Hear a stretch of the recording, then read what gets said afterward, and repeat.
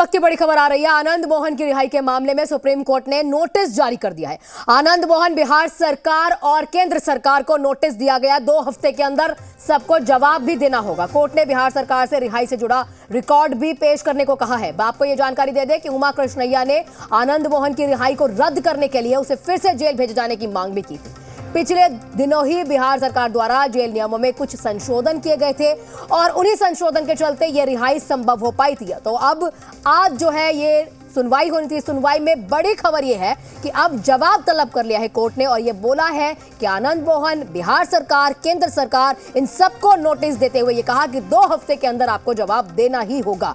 आपको जानकारी दे दें कि थोड़े ही समय पहले आनंद मोहन बाहर रहे। 27 अप्रैल को इनकी रिहाई कर दी गई थी और उससे पहले वो अपने बेटे की शादी को लेकर मशरूफ थे और उसी में ही ये बाहर भी थे। और अब बड़ी खबर कि क्योंकि उमा कृष्णैया लगातार इस चीज की बातें कर रही थी कि उनकी रिहाई नहीं होनी चाहिए थी और यह भी देखा गया था कि मैनुअल में कई चीजें जो है संशोधन किया गया था, जो कि बहुत सारे ऐसे नियम होते हैं जिनको ताक पर रखते हुए ताकि ना किया जाए, इनकी रिहाई ना हो। लेकिन अब सब संशोधन करने के बाद जब उनकी रिहाई की गई तो उसके बाद और भी चीजें बाहर आई। ये भी पिछले दिनों देखने को मिला था कि उन्होंने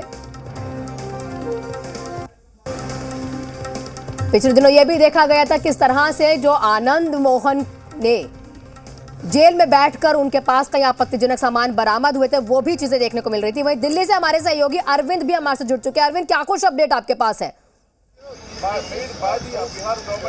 देखिए, इस मामले में जो दिवंगत आईएएस अधिकारी हैं जी कृष्णैया, उनकी पत्नी की तरफ से याचिका दाखिल की गई थी और उस पर सुप्रीम कोर्ट ने केंद्र सरकार, बिहार सरकार और आनंद मोहन को नोटिस जारी कर जवाब मांगा है।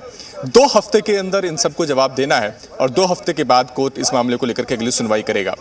इसके अलावा कोर्ट ने बिहार सरकार से जो रिहाई से जुड़ी जो फाइल है उसको भी पेश करने के लिए कहा है। और जो याचिका की अगर हम बात करें तो याचिका में कहा गया था कि बिहार सरकार ने मनमाने तरीके से जेल नियमावली में बदलाव किए हैं और जिसकी वजह से आनंद मोहन की रिहाई का रास्ता साफ हुआ है।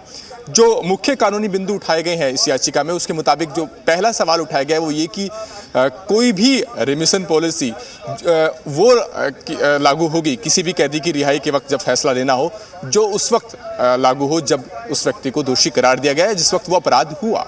तो यहाँ पर ये कहना था उमा कृष्णैया का इस याचिका के जरिए कि चूंकि मर्डर 1994 में हुआ और उसके बाद 2007 में उनका कन्विक्शन हुआ, तो ऐसी सूरत में 2002 की जो पॉलिसी है उसको लागू किया जाना चाहिए था, जिसके मुताबिक ऐसे लोग जो कि ड्यूटी पर तैनात किसी सरकारी कर्मचारी की हत्या में शामिल हैं या उन पर आरोप है, ऐसे लोगों को 20 साल से पहले, उनकी समय से पहले रिहाई पर विचार नहीं हो सकता।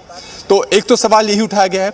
दूसरा सवाल ये उठाया गया है याचिका में कि निचली अदालत से फांसी की सजा हुई, उसके बाद हाई कोर्ट ने उस फांसी की सजा को उम्र कैद में बदल दिया और उसके बाद सुप्रीम कोर्ट ने भी उस फैसले को बरकरार रखा।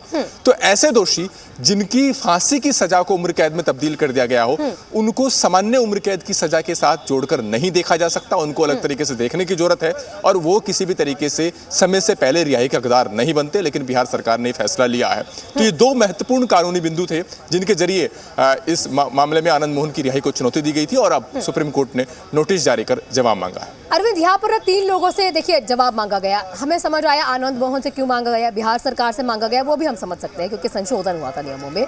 लेकिन यहाँ पर जानना ही चाहिए कि केंद्र सरकार से जवाब क्यों मांगा गया?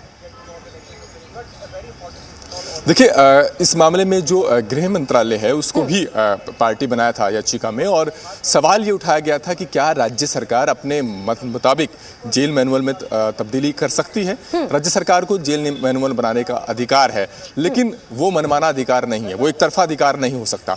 यहाँ पर सवाल ये उठाया गया है कि सिर्फ आनंद मोहन और बाकी दोषियों की रिहाई का रास्ता साफ हो सके, इसलिए मनमाने तरीके से बदलाव किया गया, क्योंकि नीतीश कुमार इससे पहले भी सार्वजनिक मंच पर ये कह चुके थे कि आनंद मोहन की रिहाई के बारे में वो गंभीरतापूर्वक विचार कर रहे हैं। तो सवाल ये उठाया गया है मंशा पर कि सिर्फ कुछ दोषियों की रिहाई के लिए ये जेल नियमावली में मनमाना बदलाव किया गया और जिसकी वजह से इन दोषियों की रिहाई का रास्ता साफ हुआ है। तो ऐसी सूरत में जो 3 पक्षकार बनाए गए थे वो आनंद मोहन, इसके अलावा केंद्र सरकार, बिहार सरकार, इनको 3 को पक्षकार बनाया गया था याचिका में। लिहाजा कोर्ट ने सभी पक्षकारों को नोटिस जारी किया है। बिल्कुल, अब देखना ये होगा कि नीतीश सरकार पर गणना के बाद एक और बड़ा फैसला, एक और बड़ी चोट कहीं ना कहीं लगी है और अब देखना होगा कि नीतीश सरकार क्या कुछ इसके अगेंस्ट अब करेगी। शुक्रिया अरविंद हमारे साथ जुड़ने के लिए, तमाम जानकारियां साझा करने के लिए।